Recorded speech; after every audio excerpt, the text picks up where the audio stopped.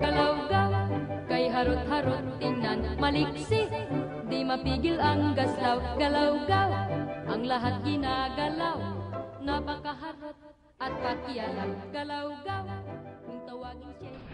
First time ko matay ng birthday party ito, talagang mesmerize ako eh. Hindi ko kalahin na dito, kagaling kumanta to. Dapat pala sa next Christmas party natin, pakakantahin natin si Atty. Gaton. Ang galing. Okay. Si Atty. ay actually siya nakatulong para malinis ang ating former president at Congressman Gloria Macapagal-Arroyo. Talagang dedicated at dahil sa kanyang magaling na pakikisama sa lahat ay it eases everything for President Jerry. Congratulations, Larry, about it. At ngayon ay meron siyang gustong ibigay sa aking input regarding sa mga nangyayari sa politika, Larry. Republic of the Defenders, SLG.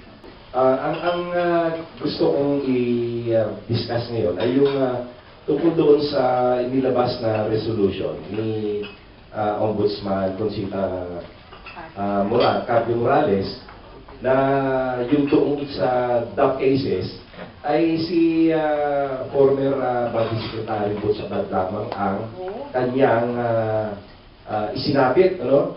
Ito ay maliwanag na paglabag sa kanyang tungkulin bilang ombudsman sapagkat maliwanag sa mga ebidensya na kahit na isubmit sa Supreme Court pa at sa kanya sa ombudsman na si Noynoy ay liable dito sapagkat napakarami ng kanyang pinirmahan na mga dokumento na inaprubahan niya yung mga DAP releases. And in fact,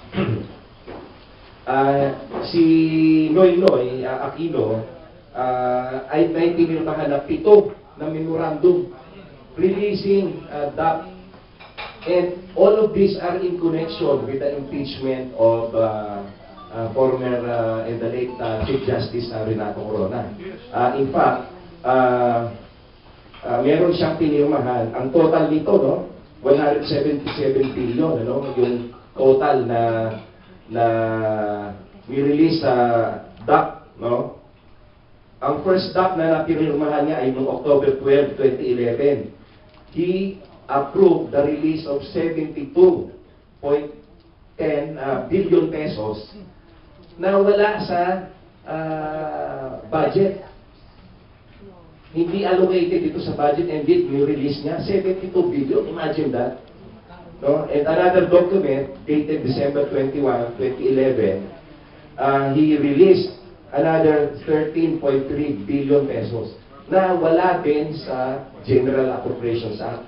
Lahat yan ay pabor na binigay niya sa mga sa mga senador upang masiguro ang boto nila ng pag-impeach kay pag-convict kay Chief Justice Renato Corona. Itong mga dokumentong ito sinabit na sa Supreme Court at sinabi na ng Supreme Court na illegal yan. Illegal.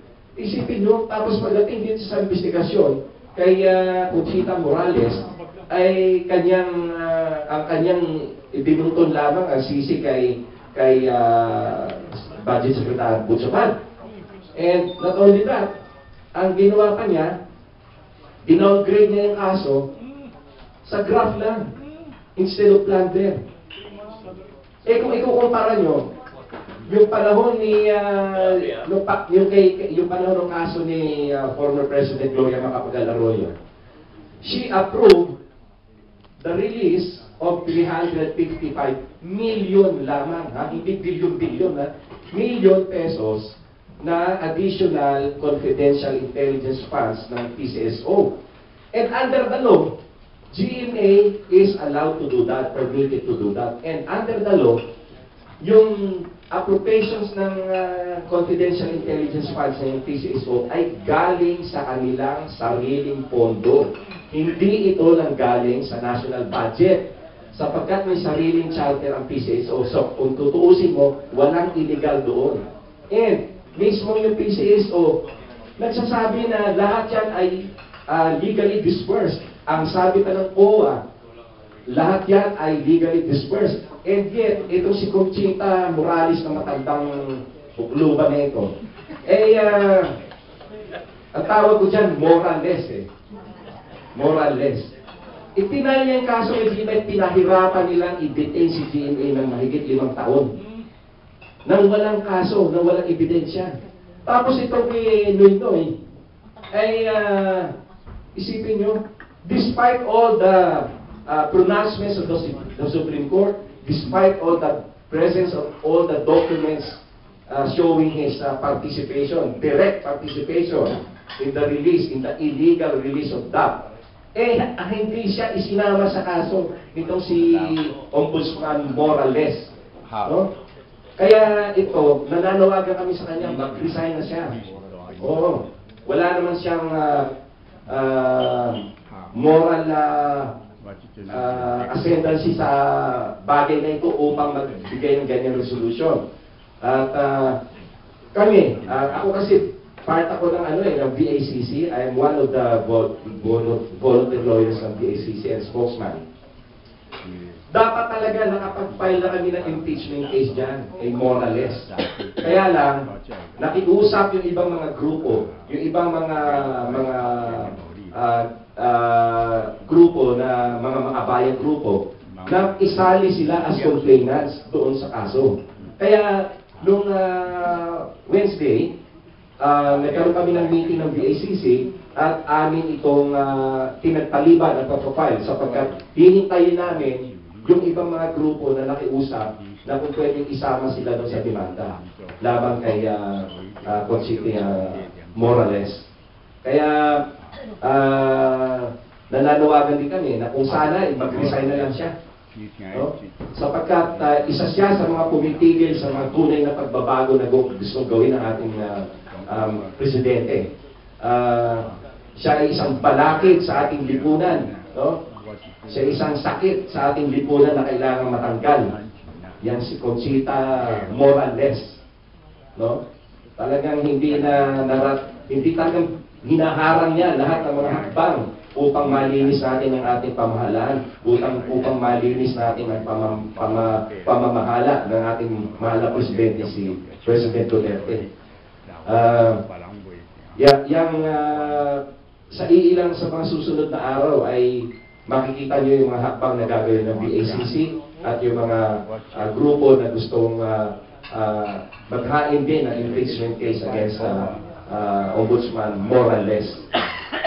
Sa record ni Janet Macones na hawak ko, ay meron po tayong 2 senador na involved sa DAP-PDAP at mahigit 100 congressman nandito sa akin, hawak ko. O, 10 na lang. Bakit nakulong 3 lamang? JPE, Jinggoy, at si Bongoy Villa. Samantalang nandito, 3 na yung sinabi ko, no? Bonasag, Jaworski, Lito Lapid, Loren Legarda, Ramon Saysay, Ferdinand Marcos, si Bongbong, Ingol, Tess Oreta, yung mag-amang Pimentel, nandito. Oh, tapos ngayon, Senate President Pasico, Bong Revilla, Tito Soto kasama rin pala, Cynthia Villar, wow! Yung mag-asawang Manny sa Cynthia nandito. Alan Peter, nandito. Saka si Escudero nandito no? Paano yan? Tapos 100 congressman no? 100 congressman. Tumanggap ng perang Napoles. Ano gagawin natin dito? Kaya nagtatakipan ang problema natin. Tama yung sasabi ni Atty. Gadon, na kung di talaga maagapan yung ganyang klase yung problema, ay walang mangyayari sa atin. At kung di natin tutulungan ng ating presidente, ay laki ng problema ng bayan. Sasampan yung kaso kay Simoy, ano ba, pakiulit sa nga yung mga kaso kakarapin niya sa kailangan. Ang nakafile doon sa Ombudsman, yung unang final ng VACC, ay about plunder. At kasama dito si Joy Loy, si Butchabad, at iba pa. Kaya lang, yung lumabas nga na resolution ay si Ombudsman lang ang Selective sa minor. ay sinabit ni Ombudsman Morales, no? And yun na nga ang pinagtataka namin sapagkat kahit doon sa kaso sa Supreme Court na idudulog doon tungkol sa DAP, lahat ng ebidensya na isinabit doon ay yun din yung ebidensya na isinabit doon sa Ombudsman. At sa Supreme Court ay meron ng decision doon na illegal yung DAP na yan. At doon ay nakatukoy din doon ang mga approvals na ginawa ni Noynoy Aquino, no? And even in the case that was filed in Ombudsman, yung mga papeles na yung mga dokumento, yung mga official documents na nagsasabi na pinirmahan nito ni Noynoy, ay yun din ang basihan dapat ng desisyon ng Ombudsman, no? Pero ang nangyari ay kanya ito nilibre. Halatang-halata na si Morales ay isang utak ni Aquino, no? Utak ng mga dilaw. Morales. Si Morales, si Conchita Morales, ang Ombudsman ngayon. De Carpio. Ha? Grabe yan, matindi yan. Oo. Siya isang tuta, kaya dapat ako nananawagan sa iyo, Conchita Morales, mag-resign ka na. Dahil ikaw ay isang immoral, hindi ka sumusunod sa iyong dapat na tungkulin sa batas. Gusto kong i-connecta yung sinabi ni RJ na bakit napakamahal ng kuryente natin. No? Yang kuryente na yan, yung pagkamahal ng kuryente ay kasalanan, wala nang iba, kundi si Cory Aquino. No? Sapagkat, nung maupo siya, kanya binasura yung Bataan Nuclear Power Plant, na kung saan ang plano ni Presidente Marcos ay pababain ng gusto ang kuryente. Sapagkat gustong i-industrialize ni Presidente Marcos ang Pilipinas doon upang makapag-attract ng mga investors na mag-set up ng mga factories dito at kumpanya dito sa Pilipinas. Ang nangyari, ibinasura ito ni Cory at pangalawang ginawa ni Cory, yung Meralco na binili na ng gobyerno, no? Through the GSIS and SSS money, binili na ng gobyerno yung shares ng mga Lopez dyan sa Meralco.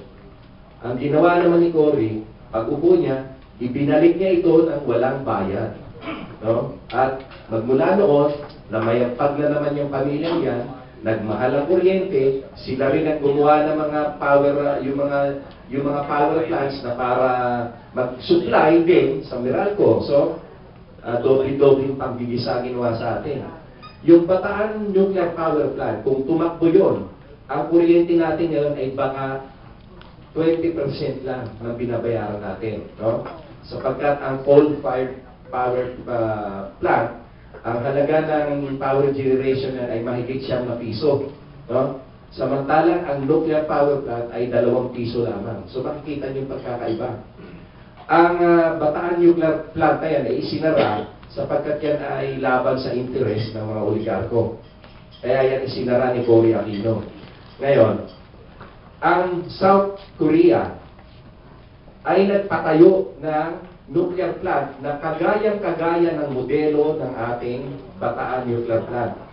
Nung makita nila na maganda ang resulta niyan, nagpatayo pa uli sila ng 3 pa. So ngayon, meron silang 4 ng nuclear power plant na kagayang-kagaya ng modelo ng ating Bataan Nuclear Power Plant.